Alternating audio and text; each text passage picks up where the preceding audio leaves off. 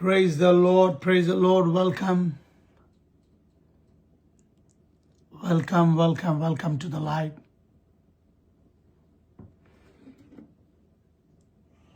అందరూ బాగున్నారండి.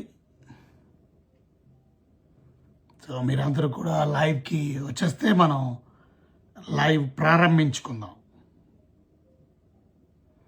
ప్రతిరోజు ఈ విధంగా ప్రకటన గ్రంథంలో నుంచి మనం ధ్యానించుకుంటున్నాం కనుక జుంటే తేనె దారుల కన్నా మధురమైనటువంటి దేవుని మాటలు ప్రతిరోజు ఈ విధంగా లైవ్ ద్వారా వినడానికి ఆత్మీయంగా బలపరచబడడానికి దేవుడు మన అందరికీ ఇస్తున్న శ్రేష్టమైన సమయాన్ని బట్టి I just want to thank God. దేవునికి ఎంతగానో వందనాలు చెల్లిస్తూ ఉన్నాను. కనుక మీరందరూ కూడా దయచేసి లైవ్ని ఇతరులకు షేర్ చేస్తే వారు కూడా తప్పక జాయిన్ అవ్వడానికి అవకాశం మీకు కల్పించిన వారు అవుతారు. ఓకే, సో తప్పక అందరూ వినడానికి ఓకే మనం వాక్యాన్ని ప్రారంభించుకుందాం. ప్రకటన గ్రంథంలో నుంచి 10వ అధ్యాయము చాలా విషయాలు మనం విన్నాం. ప్రకటన గ్రంథం 10వ అధ్యాయంలో నుంచి మీరు విన్న వాక్యాలన్నీ మీరు గుర్తుపెట్టుకున్నారని నేను నమ్ముతున్నాను. కనుక ఈరోజు మొత్తం సమరీని చూసి మనం రేపు 11వ అధ్యాయంలోకి వెళ్దాం. కనుక ఇవాళ 10వ అధ్యాయంలో ఏమేమి చూసామో మనం జ్ఞాపకం చేసుకుందాం. సో మొదటిది పరలోకం తెరవబడ్డం, లేక పరలోకంలో నుండి ఒక దూత, బలిష్ఠుడైనటువంటి దూతను గురించి చూసాం. సో మొదటిది బలిష్ఠుడైనటువంటి దూత, ఆయన మేఘము ధరించుకొని ఉండడం, శిరస్సు మీద మేఘ ధనస్సు ఉండడం, ముఖము సూర్యబింబము వలె ఉండడం, ఆయన పాదములు అగ్ని స్తంభములు వలె ఉన్నాయి. సో ఇందులో నుంచి మనం నేర్చుకోవాల్సినటువంటి ప్రాముఖ్యమైనటువంటి విషయం మనం విన్నాం. కనుక పరలోకము నుండి దిగి వచ్చినటువంటి దూత మేఘములతో కప్పబడి, తల మీద మరి ఇంద్రధనస్సు, ముఖము తేజస్సుతో, మరి అగ్ని జ్వాలలు వంటి పాదములు కలిగి ఉన్నటువంటి ఆ దూత కుడికాలేమో సముద్రం మీద, ఎడంకాలేమో భూమి మీద మోపి కుడి చేతిలో తెరవబడినటువంటి గ్రంథాన్ని పట్టుకొని ఉండడం మనం చూసాం. సో మొదటిది మనం జ్ఞాపకం పెట్టుకోవాలా, ఈ భయంకరమైన 7 ఏళ్ల శ్రమల్లో కూడా దేవుని ఆధీనంలోనే సమస్తం జరుగుతున్నాయి అని మొదటగా గుర్తుపెట్టుకోవాలి. దేవుని మహిమ మనం చూస్తున్నాం, ఆ దూతలో రిసెంబల్ చేయడం మనం చూస్తున్నాం. దేవుని యొక్క తీర్పు గురించి, ఆయన అగ్ని జ్వాలలు వంటి పాదములు, ఆయన తీర్పు గురించి, ఆయన మేఘములు, ఆ మేఘము వాళ్ళు ధరించి ఉన్నటువంటి ఆ దూత ఆయన నమ్మకత్వాన్ని గురించి, ఆయన ప్రేమ గురించి, ఆయన భయంకరమైనటువంటి 7 ఏళ్ల శ్రమల్లో కూడా తన బిడ్డల్ని ఏ రకంగా కాపాడగలడో. సో ఈ విషయాలన్నీ కూడా మొదటి విషయంలో బలిష్ఠుడైనటువంటి దూతలో నుంచి మనం నేర్చుకున్నాం. దాని తర్వాత మనం చూసాం 4వ వచనంలో ఆ బలిష్ఠుడైనటువంటి దూత ఇప్పుడు మాట్లాడడం మనం చూసాం. 4వ వచనంలో లేక 3వ వచనం నుంచి చూస్తే, సింహము గర్జించినట్లు గొప్ప శబ్దంతో ఆర్భాటించాను. ఆయన ఆర్భాటించినప్పుడు 7 ఉరుములు వాటి వాటి శబ్దములు పలికెను. ఆయన ఆర్భాటిస్తున్నాడు అంటే ఆ దూత మాట్లాడుతున్నాడు ఎవరితోనంటే ఆయన ఉరుములతో మాట్లాడుతున్నాడు. ఆ 7 ఉరుములు కూడా ఏం మాట్లాడినాయో, ఆ 7 ఉరుములు మాట్లాడినటువంటి విషయాలు మరి ప్రత్యేకంగా యోహాను గారు రాయడం ప్రారంభించారు. కానీ పరలోకములో నుండి ఒక స్వరం వినబడింది. ఏమని? కనుక నువ్వు చూస్తున్నది, నువ్వు వింటున్నది రాయొద్దు, సీల్ చేసేసి. సో ఇందులో నుంచి మనం నేర్చుకోవాల్సిన పాఠాలు కూడా మనం నేర్చుకున్నాం. ప్రత్యేకంగా దేవుడు ఏది బయలుపరచాలో అది మనకి బయలుపరుస్తాడు, ఏది మనకి మరుగు చేయాలనుకుంటాడో అది మరుగు చేస్తాడు. కనుక ప్రతిదీ నాకు బయలుపరచమని అడగక్కర్లేదు. అన్ని మర్మాలు మనం తెలుసుకోవాల్సిన అవసరం లేదు. మర్మములు ఆయన వశంలో ఉన్నాయి. ఆయన మనకి ఏది తెలియపరచాలనుకుంటున్నాడో అది తెలుసుకోవడం చాలా ముఖ్యం. ఇక మిగతాది మనకు అక్కర్లా. మనం చూసాం భూమి కన్నా ఆకాశం ఎంత ఎత్తుగా ఉన్నాయో దేవుడు మన పట్ల ఎత్తైన తలంపులు కలిగి ఉన్నాడని, ఎత్తైనటువంటి మార్గాలు మన పట్ల కలిగి ఉన్నాడే. ఆ మార్గాలు ఏంటి అని మనం అడగకర్లా. ప్రభువా, నీవు నా పట్ల ఉన్న ఎత్తైన ఆలోచనలు నాకు త్వరగా చెప్పే తండ్రి అని అడగవసరం. ఆయన మన పట్ల ఎత్తైనవని, క్షేమకరమైనవని, లాభకరమైనవని, మేలుకరమైనవని గ్రహించండి అంతే. అవి ఏంటో మనకు అక్కర్లా. దేవుడు తప్పక తగిన సమయంలో తగిన రీతిగా ఆయన మనల్ని హెచ్చించే దేవుడు. Not all revolutions are meant to be disclosed. Okay, God's mystery remind us to trust even when we don't understand everything.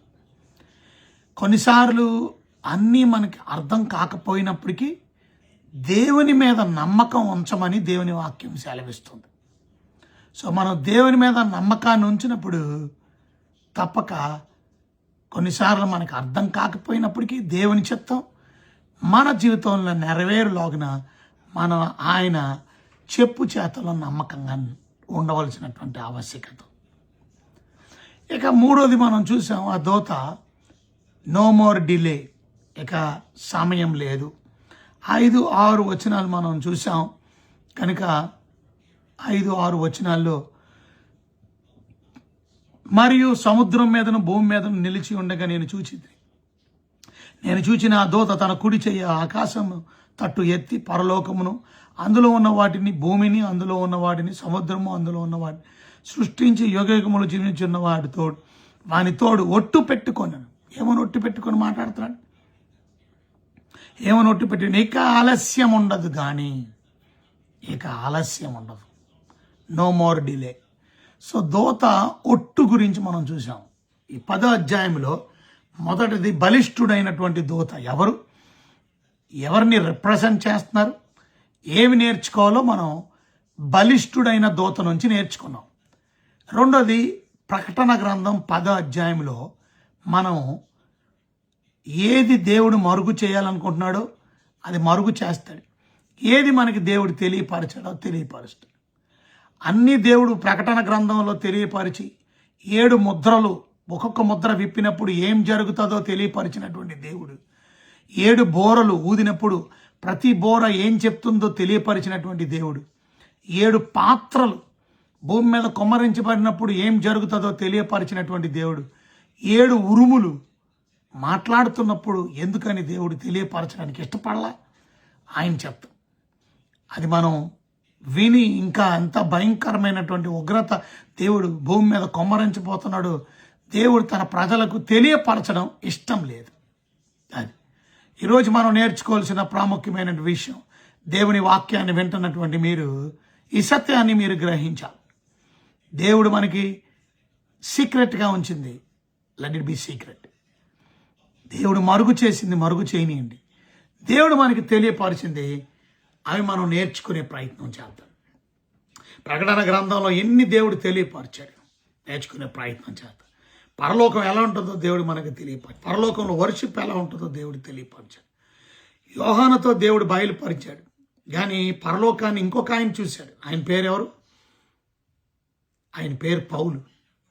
పౌలు గారు కూడా 3వ ఆకాశానికి కొనుపోబడ్డాడు. కానీ దేవుడు అన్ఎక్స్ప్రెసిబుల్ వర్డ్స్, ఉచ్చరింప సఖ్యం కాని మాటలను నేను ఉచ్చరించకూడదు, చెప్పలేదు. పరలోకం గురించి దాచబడి ఉంచాడు. ఆయనకి దేవుడు బయలుపరచడానికి అవకాశం ఆయనకి ఇవ్వాల. యోహానికి కూడా దేవుడు అన్నీ ఇచ్చాడు, కానీ ఉరుములు చెప్పడానికి, ఉరుములు ఏం మాట్లాడి యోహాను గారు విన్నారు, కానీ యోహాను గారు రాయడానికి ఆయనకి అనుమతి ఇవ్వాల. అది ఈరోజు not all revolutions are meant to be revealed. Okay, so God's mysteries reminds us that trust God even though we don't understand everything. కొన్నిసార్లు అన్నీ అర్థం కాకపోయినప్పటికీ దేవుడి మీద నమ్మకాన్ని, విశ్వాసాన్ని మనం కనుపరచాలని మనం విన్నాం. ఇక మనం 8, 9, 10 వచనాలు మనం చదువుకున్నాం. నిన్నటి దినం, మొన్నటి దినం ప్రత్యేకంగా ఆ చిన్న పుస్తకం గురించి. ఇది 2వ వచనం నుంచి రాయబడి ఉంది కనుక ఆయన చేతిలో దూత, బలిష్ఠుడైన దేవుని దూత చేతిలో విప్పబడి ఉన్న చిన్న పుస్తకాన్ని చూసాం మనం. కనుక ఆయన ఆ చిన్న పుస్తకాన్ని పట్టుకొని కుడికాలు సముద్రం మీదను ఎడక్కాలు భూమి మీదను మోపి ఆయన గర్జిస్తున్నాడు, సింహం వలె మాట్లాడుతున్నాడు. ఆయనకి ప్రతిస్పందనగా ఆయనకి జవాబుకి 7 ఉరుములు మాట్లాడడం మనం విన్నాం. అయితే ఇప్పుడు పరలోకము నుండి ఒక స్వరం వినబడింది. 8వ వచనంలో మనం చూస్తే కనుక 7వ దూత పలికి దినములలో దేవుడు బోర ఊదబోచుండగా దేవుడు తన దాసుల ప్రవక్తలు తెలిపిన సువార్త ప్రకారం దేవుడు మరణం సమాప్తమగనని చెప్పాను. అంతటా పరలోకము నుండి నేను వినిన స్వరము మరలా నాతో మాట్లాడుచు, నీవు వెళ్ళి సముద్రం మీదను భూమి మీదను నిలిచి ఉన్న దూత చేతిలో విప్పబడిన చిన్న పుస్తకమును తీసుకున్నామని చెప్పుట వింటిని. గనుక పరలోకం నుండి యోహాను గారికి ఒక స్వరం వినబడింది. ఏమిటది? కనుక ఆ విప్పబడిన చిన్న పుస్తకాన్ని తీసుకో చెప్పగానే విధేయత చూపించాడు. విధేయత అనేది వెరీ ఇంపార్టెంట్. లోబడ్ రాయొద్దు అన్నప్పుడు రాయలేదు, అది తీసుకోమన్నప్పుడు తీసుకున్నాడు. ఇవాళ మనం ఎంతమంది దేవుడి పట్ల విధేయత చూపించారు? నిజంగా దేవుని ప్రేమించడం అంటే ఆయన మాటకు విధేయత చూపించడం, ఆయన మాటకు లోబడ్డం, ఆయన వాక్యానికి విధేయత చూపించడం. 8వ వచనంలో మనం చూసినట్లయితే అంతటా పరలోకము నుండి నేను వినిన స్వరము మరలా నాతో మాట్లాడటం వింటిని, నీవు వెళ్ళి సముద్రం మీదను భూమి మీద నిలిచి నా దూత చేతిలో విప్పబడి ఉన్న చిన్న పుస్తకమును తీసుకోమని చెప్పగానే ఆ దూత దగ్గరికి వెళ్ళాడు. 9వ వచనాలు, ఆ చిన్న పుస్తకము నాకిమ్మని అడుగగా ఆయన దానిని తీసుకొని తినివేయము, అది నీ కడుపునకు చేదుగాను నీ నోటికి తేనె వలె మధురముగాను ఉండునని వానితో చెప్పాను. కనుక ఆ దూత కూడా అదే చెప్పాడు, తిను. ఆ దూత ఏం చెప్పాడంటే, ఇది నీ కడుపుకు చేదుగా ఉంటుంది, కానీ నీ నోటికి చాలా తీయగా ఉంటుంది. అంతటా నేను ఆ చిన్న పుస్తకమును దూత చేతిలో నుండి తీసుకొని దానిని తినివేసేది. 10వ వచనంలో తినివేశాడు. అది నా నోటికి తేనె వలె మధురంగా ఉండెను, కానీ దాన్ని తినివేసిన తర్వాత నా కడుపు నాకు చేదాయను. ఈరోజు మనం నేర్చుకోవాల్సిన ప్రాముఖ్యమైన విషయం, ఇవాళ చిన్న పుస్తకం దేవుని వాక్యాన్ని మనకి గుర్తు చేస్తుంది. The word of God. దేవుని వాక్యం మన జీవితంలో 2 విషయాలు గుర్తు చేస్తుంది. మొదటిది, దేవుని వాక్యం వినడంతో మనకి జాయ్, మధురం వంటి సంతోషం కలుగుతుంది. 2, చేదు వంటి కన్విక్షన్. మన జీవితంలో మన తప్పుని తెలియపరిచే చేదుని మనకు దేవుడు తెలియపరుస్తుంది. ఆ చేదు మనం జీర్ణం మనం ఒప్పుకుంటాం, ప్రభువా నేను పాపిని. మధురమైనటువంటి తీపి కలిగినటువంటి ఆ దేవుని వాక్యం మన కడుపులోకి వెళ్ళగానే, హృదయంలోకి వెళ్ళగానే మన నిజస్థితిని చూపిస్తుంది, మన నిజ జీవితాన్ని చూపిస్తుంది. సో దాని అర్థం, దేవుడు మన వాక్యం ద్వారానే మనల్ని పాపమును ఒప్పింపజేస్తాడు. So God's word is always life giving అంటారు. ప్రాణాన్ని ఇచ్చేది, జీవితాన్ని ఇచ్చేది, బట్ ఆల్సో ఛాలెంజింగ్, మనల్ని సవాల్ చేస్తుంది. కనుక మనల్ని కన్ఫ్రంట్ చేస్తుంది, మనల్ని తప్పు దుద్దుతుంది, చేదుగానే ఉంటుంది. కొన్నిసార్లు మన తప్పులు దుద్దుతున్నప్పుడు మనకి చేదుగా అనిపిస్తుంది, మనకి బుద్ధి చెప్తున్నప్పుడు మనకి చేదుగా అనిపిస్తుంది. దేవుని వాక్యం మనల్ని గద్దించినప్పుడు, దేవుని వాక్యం మనల్ని సత్యమైనటువంటి సరైన మార్గంలో నీతి యందు శిక్ష చేయుటకు, దేవుని వాక్యం దేని చేత ఎందుకు ఇవ్వబడింది? 4 విషయాలు: బోధించుటకును, తప్పు దుద్దుటకును, గద్దించుటకును, చూసారా, అలాగే నీతి యందు శిక్ష చేయుటకును ప్రయోజనకరమై ఉన్నది. అది అంత ఈజీగా ఉండదు. కనుక డైజెస్ట్ చేసుకున్నప్పుడు, కడుపులోకి వెళ్ళినప్పుడు చేదుగా, అంటే జీర్ణం చేసుకున్నప్పుడు మనల్ని కన్విక్ట్ చేస్తుంది. అది. సో ఈ విషయాలన్నీ కూడా మనం విన్నాం దేవుని వాక్యంలో నుంచి. ప్రత్యేకంగా ఆ గ్రంథం అనగా 5 విషయాలు బైబిల్ వాక్యం మనకు తెలియపరుస్తుంది. పరిశుద్ధమైన దేవుని గ్రంథం దేవుడు ఎవరో మనకు తెలియపరుస్తుంది. హూ ఇస్ గాడ్, ఆయన ఎంత సార్వభౌమ అధికారం కలిగిన సుప్రమసీ గురించి, ఆయన సుప్రీం అథారిటీ గురించి, ఆయన పరిశుద్ధత గురించి, ఆయన సార్వభౌమ అధికారాన్ని గురించి, ఆయన సర్వశక్తిమంతుడు అని, సర్వాధికారి అని, ఆయన ఆమ్నిపొటెంట్ గురించి, ఆమ్ని సైన్స్ గురించి, ఆమ్ని ప్రెసెంట్ గురించి మనకు తెలియపరుస్తుంది. దేవుడు ఎవరు? ఆయన స్వరూపంలో మనం తయారు చేయడం. మనం ఎవరం? ఆయన పోలికలో పుట్టిబడినటువంటి మనం. కానీ మానవుడు తల్లి గర్భము నుంచి పాపిగా పుట్టాడు. మనము పుట్టికతో పాపులు. కనుక ఈ విషయాన్ని మనకి దేవుని వాక్యం తెలియపరుస్తుంది. దేవుని వాక్యం మనం ఎవరమో తెలియపరుస్తుంది. 3, ఏ రకంగా నువ్వు నేను పాపంలో నుంచి బయటికి రావాలో దేవుడి వాక్యం తెలియపరుస్తుంది. ఆ గ్రంథం అందుకే చదవాలి, డైజెస్ట్ చేసుకోవాలి, వినాలి, ఆ వాక్యానుసారంగా మనం జీవించాలి. తప్పక దేవుని వాక్యం మనం ఏ రకంగా బయటికి రావాలో, ఏ రకంగా సత్యం తెలుసుకోవాలి, ఏ రకంగా పాపము నుంచి విడుదల పొందగలం, రక్షణ పొందగలమో తెలియపరుస్తుంది దేవుని వాక్యం. రక్షించబడిన తర్వాత 4వది ఎలా బ్రతకాలో, ఏ రకంగా జీవించాలో తెలియపరుస్తుంది ఆ గ్రంథం. దేవుని బిడ్డలంగా మనం ఏ రకంగా ప్రేమ కలిగి జీవించాలో, ఒకరికొకరు ప్రేమ కలిగి జీవించాలో, ఏ రకంగా ఇతరులను ప్రేమించాలో. 2 విషయాలు, దేవుణ్ణి ప్రేమించడం, ఇతరులను ప్రేమించడం. So Bible teachers us how to live, మనం ఎలాగ బ్రతకాలో నేర్పిస్తుంది. అంత మాత్రమే కాదు, బైబిల్ మనకి తెలియపరుస్తుంది. బైబిల్ మనకి నిరీక్షణ లేని ఇతరుల వారి దుఃఖపడకుండా మీకు మృతి నొందిన వారి గురించి మీకు తెలియకుండా నాకు ఇష్టం లేదని దేవుని వాక్యం మనకు తెలియపరుస్తుంది. After death what happens. So అందుకనే మేము బైబిల్ కాలేజీలో, మా బైబిల్ కాలేజ్ NCTSలో మేము ఎస్కటాస్ అంటే ఫ్యూచర్ గురించి తెలియపరుస్తాం. ఎస్కటాలజీ అనే సబ్జెక్ట్ ఉంటుంది. అందులో 2 భాగాల కింద విభాగిస్తాం. మొదటిది ఫ్యూచర్ ఆఫ్ హ్యూమన్ బీయింగ్, మానవుని యొక్క భవిష్యత్తు ఏంటి, దాన్ని పర్సనల్ ఎస్కటాలజీ అంటారు, వ్యక్తిగత భవిష్యత్ శాస్త్రం. 2వది కాస్మిక్ ఎస్కటాలజీ, భౌగోళిక భవిష్యత్ శాస్త్రం. ఈ లోకం, ఈ ప్రపంచం ఏమైపోబోతుంది కనుక ఈ విషయాలన్నీ బైబిల్లో రాయబడి ఉన్నాయి కనుక అది భవిష్యత్ గురించినటువంటి. సో భవిష్యత్ గురించిన హోప్ దేవుని వాక్యం మనకు తెలియపరుస్తుంది.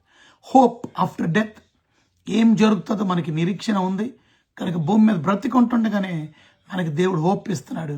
ఆఫ్టర్ డెత్ వాట్ హ్యాపెన్స్, అంత మాత్రమే పరలోకం ఉంది అని మనకి తెలియపరుస్తూ మనకి నిరీక్షణ కలిగిన వాళ్ళు. మనం నిత్యము బ్రతుకుతాం, నిత్య జీవం ఉంది. సో 5 విషయాలు బైబిల్ మనకు తెలియపరుస్తున్న విషయాలు మనం చూసాం. అందుకని ఈ గ్రంథాన్ని మనం ఏం చేయాలి, డైజెస్ట్ చేసుకోవాలి. మొదటి ఏం తెలియపరుస్తుంది, దేవుడు ఎవరు, 2 మనం ఎవరు, 3 ఏ రకంగా మనం పాపంలో నుంచి బయటికి రావాలో బైబిల్ మళ్ళీ ఎలా బ్రతకాలో మనకు తెలియపరుస్తుంది. బైబిల్ నిరీక్షణ కలిగిన వారంగా మనం ఉండడం గురించి బైబిల్ తెలియపరుస్తుంది. అలాంటి బైబిల్ గ్రంథాన్ని మనం ఏం చేయాలా, తినాలా. ఆ గ్రంథాన్ని ఏం చేశాడు, తినేశాడు. ఆ గ్రంథాన్ని భోజనం చేయాలి. డైజెస్ట్ చేసుకోవడం వల్ల మనం ఏమవుతాం, తప్పక మనం మార్పు చెందుతాం. విప్లవాత్మకమైనటువంటి మార్పు మన జీవితంలోకి వస్తుంది. అంటే మన జీవితంలో అద్భుతమైనటువంటి మారు మనసు లేకపోతే రూపాంతరం చెందుతాం. సో దేవుని చిత్తానుసారంగా మనం నడవడం నేర్పిస్తుంది వాక్యం. తద్వారా మనం గొంగల్ పురుగు నుంచి సీతాకోక చిలుకగా ఎలా మార్చబడడం, అలాగే రూపాంతరం చెందుతాం. సో ట్రాన్స్ఫర్మేషన్ అనేది దేవుని వాక్యం ద్వారా, through the word your life will be transformed. Second, why you have to digest the word, why have to meditate God's word. ఎందుకు దేవుని వాక్యాన్ని ధ్యానం చేయాలి? కీర్తన గ్రంథంలో 1వ అధ్యాయం మనం చూస్తాం, దుష్టుల ఆలోచన చెప్పు నడవక, పాపల మార్గం నిలవక, అపహాస్కులు కూర్చుంటే చోట కూర్చుంటే ఏం చేయాలి, యెహోవా ధర్మశాస్త్రమందు ఆనందించు. ఎంతమంది దేవుని వాక్యం చదువుకొని దేవుని వాక్యాన్ని ఆలోచిస్తున్నారు పగలు రాత్రి కూడా, మీ ప్రయాణాల్లో, మీ ఉద్యోగంలో దేవుని వాక్యం గురించి మెడిటేట్ చేసేవారు. అలాంటి వారు స్థిరంగా నిలబడతారు.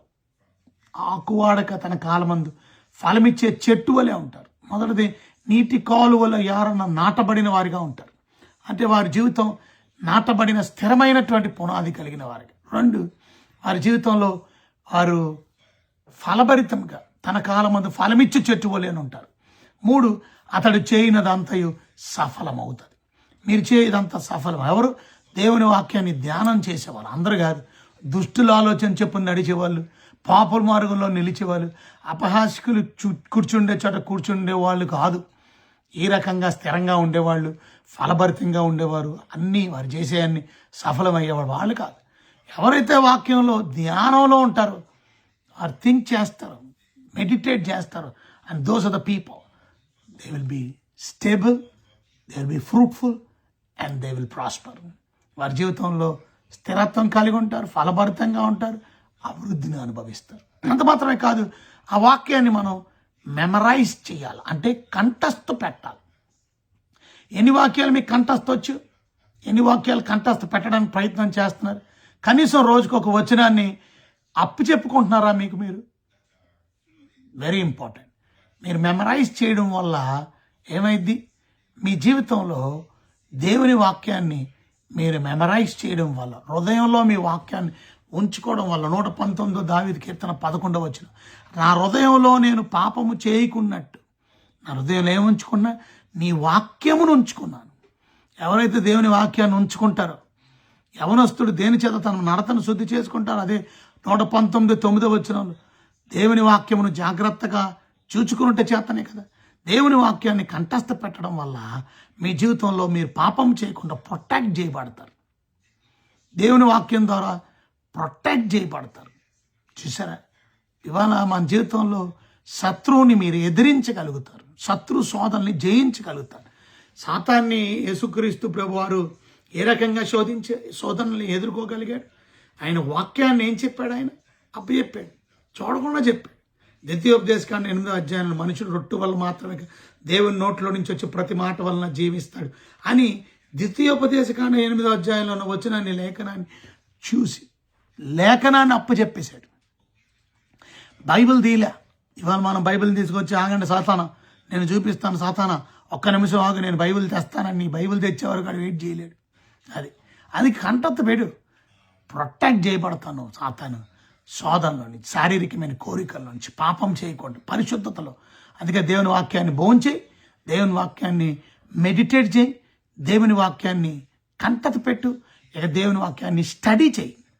బైబిల్ చెప్తుంది స్టడీ చేయడం వెరీ ఇంపార్టెంట్.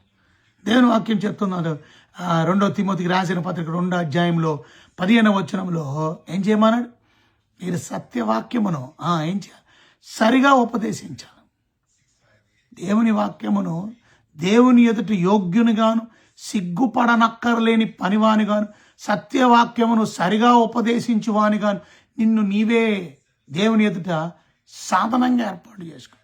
యోగ్యుడిగా నువ్వు ఏర్పాటు చేసుకోవాలంటే దేవుని ఎదుట మనం ఎలాగ సిగ్గుపడనక్కర్లేని పనివానిగా ఎలా ఉండగలుగుతామండి? సత్యవాక్యమును సరిగా చదువు, సరిగా అర్థం చేసుకో, సరిగా బోధించు, సరిగా నీ పిల్లలకు చెప్పు. తల్లి చెప్తుందంట వాళ్ళ అమ్మకి, సరే తల్లి చెప్తుంది వాళ్ళ కూతుర్లకి, వాళ్ళ కొడుకుకి సొదొమ గుమార కథ చెప్తుంటే, సొదొమ గుమార ఎవరు అని అడిగితే, సొదొమ అనే ఆయన భర్త, గోమార భార్య అని చెప్పింది.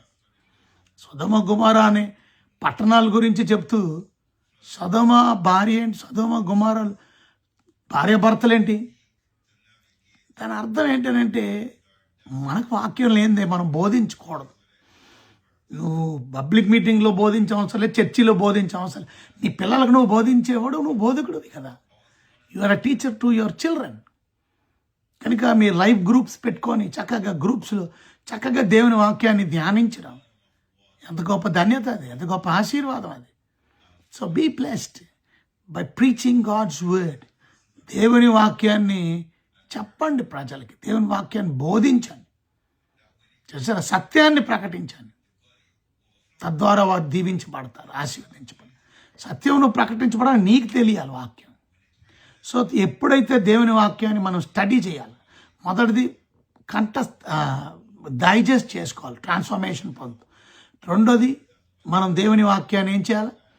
ధ్యానించాలి. తద్వారా నువ్వు స్టేబుల్గా ఉంటావు, స్థిరత్వం కలిగి ఉంటావు, ఫ్రూట్ఫుల్గా ఉంటావు. అంత మాత్రమే కాదు, నువ్వు చేయదంతయు సఫలం అవుతుంది. దేవుని వాక్యాన్ని కంఠస్థ పెట్టండి, తద్వారా నువ్వు శత్రువుని జయించగలుగుతావు.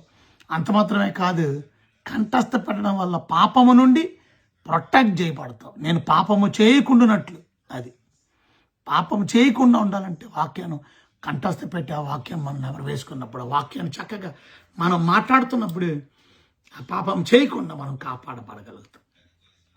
అలాగే వాక్యాన్ని స్టడీ చేయాలి, వాక్యాన్ని పఠనం చేయాలి. చూసారా, వాక్యాన్ని స్టడీ చేస్తే మన జీవితంలో మెచ్యూరిటీని పొందుతాం, ఆత్మీయంగా ఎదుగుదల పొందుతాం. ఇవాళ ఎంతమంది మెచ్యూర్ క్రిస్టియన్స్గా ఉన్నారు, ఆత్మీయంగా ఎదిగినటువంటి క్రైస్తవులుగా ఉన్నారు. మనం ఆత్మీయంగా ఎదుగుతున్నావా, ఆత్మీయంగా దిగజారిపోతున్నావా?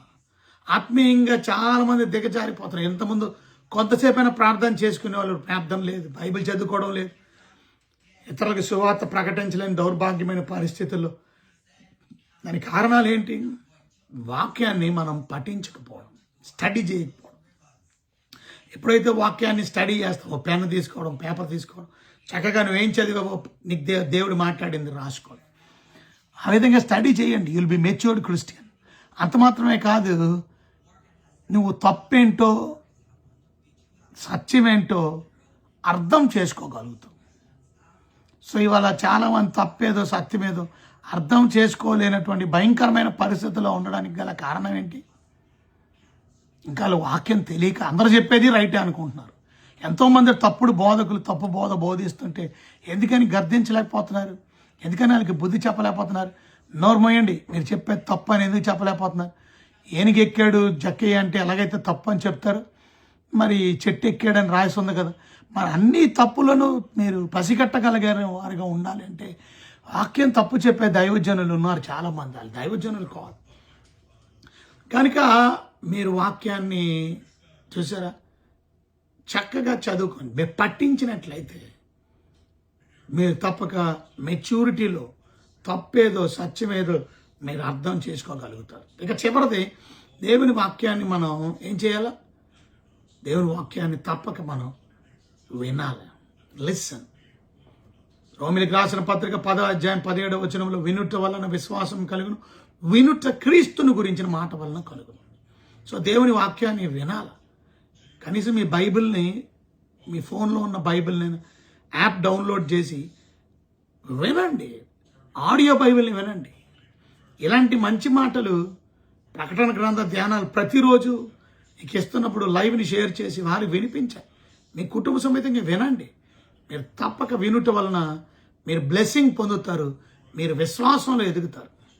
విశ్వాసం వలన మీరు జీవితంలో గొప్ప కార్యాలు మీరు చవి చూడగలుగుతారు. ఎందుకంటే విశ్వాసం లేకుండా దేవుడికి ఇష్టడుగా ఉండడం అసాధ్యం. మీరు దేవుడికి ఇష్టమైన బిడ్డలుగా తయారవుతారు. అంత మాత్రమే కాదు, విశ్వాసం ఉండడం వలన అసాధ్యమైనది ఏమీ ఉండదు, సమస్తము సాధ్యమే. Everything is possible. సో విశ్వాసం వల్ల మీ జీవితంలో సమస్తమును సాధ్యం చేసుకోగలుగుతారు. కనుక 5 విషయాలు దేవుడి వాక్యం గురించి మనం విన్నాం. దేవుని వాక్యం దేవుడు ఎవరో మనకు తెలియపరుస్తుంది, మనం ఎవరో మనకు తెలియపరుస్తుంది, ఎలా పాపం నుండి రక్షణ పొందాలో తెలియపరుస్తుంది, ఏ రకంగా రక్షించబడిన మనం ఎలా దేవుని బిడ్డలంగా ఈ లోకంలో బ్రతకాలో, ప్రేమ కలిగి దేవుని ప్రేమించి ఇతరులను ఎలా ప్రేమిస్తూ ముందుకు నడిపించబడాలి తెలియపరుస్తుంది. నిరీక్షణ కలిగి ఎలా జీవించాలో తెలియపరుస్తుంది దేవుని వాక్యాన్ని. అందుకనే మొదటిది మనం డైజెస్ట్ చేసుకోవాలి. తద్వారా మనం జీవితాలు ట్రాన్స్ఫర్మేషన్ పొందుతాయి. దేవుని వాక్యాన్ని మనం ధ్యానించాలా. తద్వారా మనం స్థిరత్వం కలిగి ఫలభరితంగా చేయనదంతయు సఫలమై సక్సెస్ని పొందుతాం. దేవుని వాక్యాన్ని మనం కంఠస్థ పెట్టాలా. తద్వారా మన జీవితంలో పాపం చేయకుండా కాపాడబడతాం, ప్రొటెక్ట్ చేయబడతాం, పరిశుద్ధతగా జీవించగలుగుతాం. దేవుని వాక్యాన్ని మనం పట్టించినట్లయితే, స్టడీ చేసినట్లయితే మెచ్యూర్డ్ క్రిస్టియన్గా నువ్వు ఎదగగలుగుతావు. తద్వారా డిసర్న్మెంట్, తప్పేదో సత్యమేదో, రైట్ ఏదో రాంగ్ ఏదో డిసర్న్మెంట్ అంటారు. ఆ డిసర్నింగ్ స్పిరిట్ అంటారు. అది వివేచన వరం. నీ జీవితంలో వివేచన వరాన్ని దేవుడిస్తాడు. వివేచన వరం మెచ్యూరిటీ వలన నీ జీవితంలో దేవుడు ఆ బహుమానాన్ని, పరిశుద్ధాత్ముడిచ్చే బహుమానం వివేచన వరాన్ని నువ్వు కలిగి తప్పుని, అసత్యాన్ని, సత్యాన్ని గ్రహించగలుగుతావు. అది తద్వారా తప్పు బోధకుల్ని ఏరిపారేయగలుగుతావు. అలాగే 5వది, ఆ వాక్యాన్ని వినడం ద్వారా విశ్వాసం రేకెత్తించబడి దేవుడికి ప్రియమైన ఇష్టమైన బిడ్డగా నువ్వు జీవించగలుగుతావు. విశ్వాసం ద్వారా నీ జీవితమై అసాధ్యమైన నీ జీవితంలో సాధ్యం చేయగలుగుతావు. ఇక 11వ వచనాన్ని మనం చూస్తే 10వ అధ్యాయం 11వ వచనంలో, అప్పుడు వారు నీవు ప్రజలను గురించి, జనులను గురించి, ఆయా భాషలు మాట్లాడు వారిని గురించి, అనేక మంది రాజులను గురించి మరలా ప్రవచింప నగచ్చమని నాతో చెప్పిరి. చూసారా, నువ్వు ప్రవచించాలా. ఏం చేయాలా? ప్రవచనం చేయాలి. అంటే ప్రజలను గురించి, జనులను గురించి, ఆయా భాషలు మాట్లాడే వారిని గురించి, అనేక మంది రాజుల గురించి మళ్ళా ప్రవచింపనగచ్చమని నాతో చెప్పారు. సో ఇవాళ మనం నేర్చుకోవాల్సింది, దేవుని బిడ్డలమైన మనం వీఆర్ కమిషన్ టు ప్రొఫెసర్. అక్కడ కమిషన్ చేయబడింది, ఆజ్ఞ చేయబడ్డాడు యోహాను. ఏమని?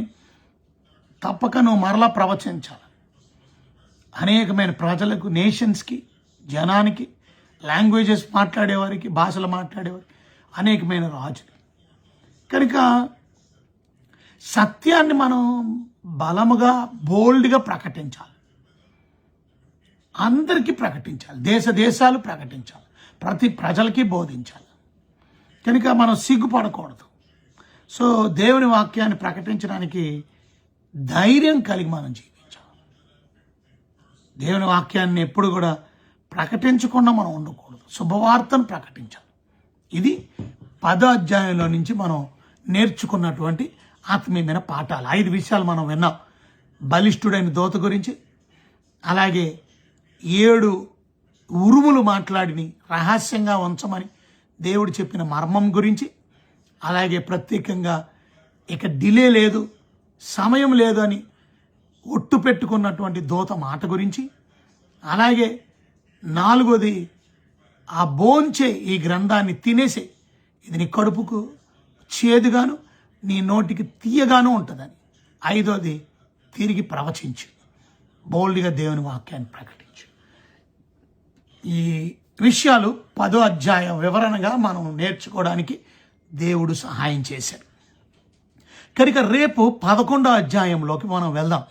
ఎందుకంటే 11వ అధ్యాయంలో మనం 2 సాక్షులు పరలోకము నుండి దిగి రావడం, వారు ఏ రకంగా దేవుని సాక్ష్యాన్ని అందిస్తారు, ఏ రకంగా క్రీస్తు విరోధి వారిని చంపేసి దేశాలు వారి చావుని పండగగా చేసుకొని వారి యొక్క శవాల్ని కూడా కప్పిపెట్టకుండా ఏ రకంగా అలా ఉంచుతారు, దాని తర్వాత ఏ రకంగా దేవుడు ఆ శవాల్ని తిరిగి లేపుతాడు, వారు ఏ రకంగా లేపబడతారు, ఈ విషయాలన్నీ కూడా రేపటి దినం ఈ యొక్క 2 సాక్షుల గురించి 11వ అధ్యాయంలో మనం విందాం. రైట్? దేవుడు మిమ్మల్ని, మీ కుటుంబాన్ని బహుగా దీవించి ఆశీర్వదించును గాక. తలలు ఉంచండి, కళ్ళు మూసుకోండి, ప్రార్థన చేస్తాను. ప్రభా మీకైనా వందనాలు. ప్రకటన గ్రంథం 11వ అధ్యాయంలో నుంచి అనేకమైన విషయాలు మాకు మీరు నేర్పిస్తున్న విధానాన్ని బట్టి వందనాలు. బలిష్ఠుడైన దూత ఎవరిని గుర్తు చేస్తున్నాడు, అలాగే ఆ 7 ఉరుములు మాట్లాడిన మాటలను రహస్యంగా ఉంచారు. ఎందుకు ఉంచారు, ఏది రహస్యమైనవో, ఏది బయలుపరిచారో, ఏది బయలుపరిచినవి మేము విని అది మా బిడ్డలకి, కుటుంబానికి నేర్పించేవారు. అదే నాయన ప్రభా, రహస్యమైంది రహస్యంగానే ఉంచి రేపు పరలోకంలో మీరు మాకు తెలియపరుస్తూ, కనుక నాయన దాని గురించి మేము కంగారు పడకుండా నేర్చుకున్నానికి సహాయం చేయమని ప్రార్థన చేస్తాను. అదేవిధంగా నాయన మరి ముఖ్యంగా ఈ యొక్క 10వ అధ్యాయంలో ఏ విధంగా ఇక సమయం లేదు, డిలే లేదు, ఇక ఆలస్యం ఉండదు. మీరు భూమి మీద మారు మనసు పొందడానికి ఎంతో సమయం ఇచ్చారు, ఇక ఆలస్యం ఉండదు. మీరు భూమి మీద 1000 ఏళ్ళు పరిపాలన చేయడానికి వస్తున్నారు, ఇక ఆలస్యం ఉండదు. మారు మనసు పొందడానికి ఇంకా అవకాశం కూడా జనాలకు ఉండదు. ఉన్న సమయాన్ని, ఇదే అనుకూల సమయం, ఇదే రక్షణ దినం అన్న సమయాన్ని సద్వినియోగం చేసుకోవడం మాకు నేర్పించారు. ఇంకా మా కుటుంబాల్లో ఎవరైతే రక్షణ పొందలేదో వారు రక్షణ పొంది, మారు మనసు పొంది మళ్ళీ దేవుడిగా, ప్రభుగా అంగీకరించడానికి సహాయం చేయండి. ఆ గ్రంథాన్ని తీసుకో, అది తినేసేయి, అది నీ నోటికి తీపి కానీ నీ కడుపుకు చేదుగానే ఉంటుంది. చెప్పినట్టే విధేయత చూపించాడు. We should be doers of the word. చెప్పినట్టు మేము చెయ్యాలి. ఆయన చెప్పినట్టే రాయొద్దన్నప్పుడు రాయలేదు, అది వెళ్ళి తీసుకొని తినేయమనంటే తినేశాడు. చెప్పిన మాటకు విధేయత చూపించేవారు మమ్మల్ని సిద్ధపరచండి. లోబడే మనసు మాకు దయచేయండి. మీ వాక్యానికి విధేయత చూపించే మనసు మాకు దయచేయండి. అది భోంచేయడం అంటే ఏంటో, ఆ గ్రంథం అంటే ఏంటో, ఇవాళ పరిశుద్ధమైన గ్రంథం అంటే 5 విషయాలు మాకు తెలియపరిచారు. మీరెవరో తెలియపరిచేది, మేమెవరో తెలియపరిచేది, మేము ప్రభు మరి పాపములో నుంచి ఎలా బయటికి రావాలో తెలియపరిచేది, రక్షించబడిన మేము పాపముల నుంచి బయటకు వచ్చిన మేము ఎలా బ్రతకాలో తెలియపరిచేది గ్రంథం, ఎలా నిరీక్షణ కలిగి జీవించాలో తెలియపరిచేది. ఆ గ్రంథాన్ని మేము ఏ రకంగా భోంచేయాలో చేస్తే మా బ్రతుకులు ఎలాగైతే రూపాంతరం చెందుతాయి, ఆ గ్రంథాన్ని ఎలాగైతే మేము ధ్యానించాలో, ధ్యానిస్తే ఎలాగైతే మేము స్థిరముగా ఉంటామో, ఫలభరితంగా ఉంటామో, మనం చేయడంతో సఫలమవుతుంది. ఏ రకంగా కంఠస్థ పెట్టాలి, అది కంఠస్థ పెట్టడం వల్ల ఏ విధంగా పాపముల నుంచి కాపాడబడతామో, పాపం చేయకుండా కాపాడబడతామో, శత్రువుని ఎదిరించగలుగుతాం, ఏ రకంగా మేము పఠించాలో దాన్ని స్టడీ చేయాలో, తద్వారా మేము ఆత్మీయంగా ఎదుగుదల పొంది మెచ్యూర్ అయి డిసర్న్మెంట్ తప్పేదో సత్యమేదో తెలుసుకునే మహాభాగ్యం మాకు దొరికి. అంత మాత్రమే కాదు, ఆ గ్రంథాన్ని మేము వినువారుగా, ప్రభు మంచి వాక్యాన్ని వినువారుగా, వినుట వలన విశ్వాసం కలుగుతుంది. ఆ విశ్వాసం అనే లాభం మాకు, విశ్వాసం వల్ల గొప్ప కార్యాలు మేము చూడగలుగుతాం, చేయగలుగుతాం. విశ్వాసం వల్ల మీకు ఇష్టమైన బిడ్డలుగా జీవించగలం. అంత మాత్రమే కాదు, 11వ వచనంలో ఈ ప్రవచించి ఈ మాట ధైర్యంగా మీ గురించి ఇతరులకు మేము శుభవార్తను ప్రకటించే వారిగా మనం సిద్ధపరచమని.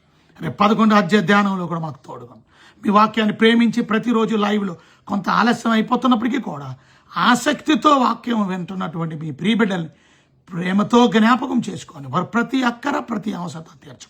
అనారోగ్యాన్ని ముట్టి స్వస్థపరచండి. దాసుడు ప్రభుదాసి గారిని ముట్టి స్వస్థపరిచినందుకు వందనాలు. ఆయనకు ఆరోగ్యం ఇవ్వండి. పోతయ్య వాళ్ళు అన్నయ్యను కూడా ముట్టి స్వస్థపరిచినందుకు వందనాలు. ఆ బిడ్డల్ని కూడా పూర్తిగా స్వస్థపరచండి.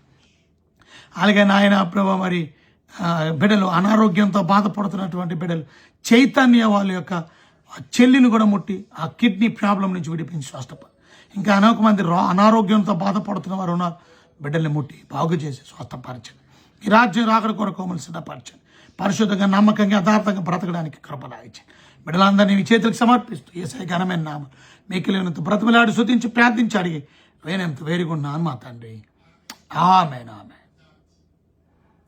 గాడ్ బ్లెస్ యూ అండి. అందరికీ వందనాలు. చాలా మంచి మాటలు ప్రతిరోజు వింటున్నందుకు దేవుడు తప్పక మిమ్మల్ని మీ కుటుంబాన్ని నిండారుగా దీవించి బహుగా ఆశీర్వదిస్తాడని నమ్ముతున్నాను నేను.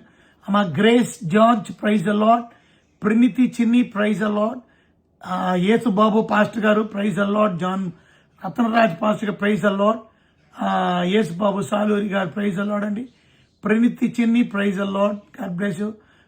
Pradeep Prakash Raj praise the Lord. Pradeep ఎలా ఉన్నావు? Rajarao garu praise the Lord. Sunitha Nandeti praise the Lord. God bless you Sunitha. Jonnapudi Pathayya praise the Lord. మీ అన్నయ్య కూడా డిశ్చార్జ్ అయిపోయాడు hospital, praise the Lord. Aluri Rakesh praise the Lord. మీ ఆవిడ గారిని మీ పాప అందరిని అడిగాని చెప్పండి. Vemula Bhagyamma praise the Lord అమ్మ. God bless you. Dhanalakshmi praise the Lord. Jayababu Kothapalli praise the Lord. Jayababu pastor garu ఎలా ఉన్నారు? మీ ఆవిడ గారి గురించి కూడా ప్రార్థన చేశాం. దేవుడు ఇచ్చిన స్వస్థతను బట్టి we praise God for God's healing in your wife. మీ భార్య గారి జీవితంలో జయబాబు గారు దేవుడు ఇచ్చినటువంటి స్వస్థతను బట్టి దేవుడికి వందనాలు. పాస్టర్ కేవి ప్రసాదరావు గారు కంచర్ల ప్రసాదరావు గారు పాస్టర్ గారు ఎలా ఉన్నారు? పామర్లో మీ సేవ మీ పరిచయం దేవుడు దీవించాలని ప్రార్థన చేస్తాను. Dooru Emmanuel praise the Lord. God bless you. S Kumari Sowji Prashanth praise the Lord. God bless you. Mandapalli Prashanthi praise the Lord. Chandu rhythms hi Banu praise the Lord man. God bless you. God bless you. Chinnarao Mangalagiri Mangalapudi Chinnarao garu praise the Lord. God bless you. Aksa Kalyani praise the Lord. God bless you. Jeevan praise the Lord. Sunitha Elamelli praise the Lord. Jyothi praise the Lord.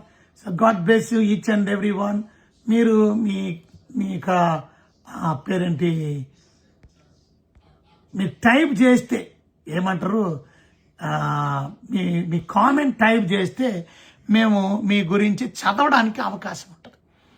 So me comment కానీ నాకు type చేయకపోతే మేము మీరు comment చదవలేము. Okay, మీరు చాలా వందలాది మంది ప్రతిరోజు ఈ లైవ్ చూస్తున్నారు, ఇతరులకి షేర్ చేస్తున్నారు. అందరూ బట్టి స్తోత్రాలు.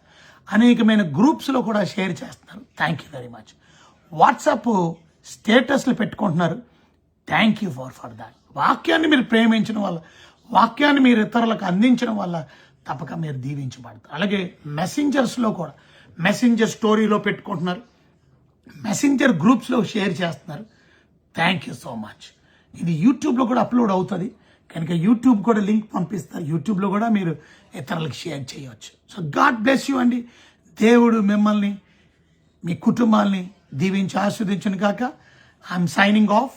This is Bishop Dr. Rajendra Kumar Yellamelli from Zion Assembly Church Ministries, Vijayawada, India. Okay? God bless you. దేవుడు మిమ్మల్ని మీ కుటుంబాన్ని మెండిగా సమృద్ధిగా నిండారుగా దీవించి ఆశీర్వదించును గాక. See you tomorrow, same time. God bless. Until then, take care. God bless.